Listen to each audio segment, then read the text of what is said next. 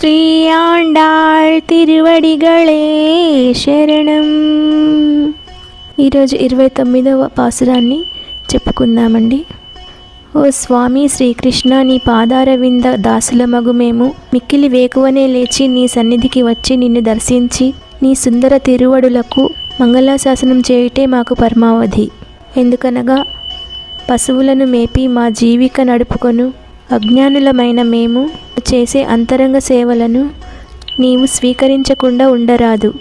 ఏలన నీవు మా గొల్ల కులములో జన్మించి మా కులమును మమ్ములను ధన్యులను చేసిన వాడవు. ఓ గోవింద పుండరీకాక్ష, మేము నీ వద్దకు పరా అను వాద్యమును పొందుటకు రాలేదు అని గోదాదేవి వేడుకుంటుందండి.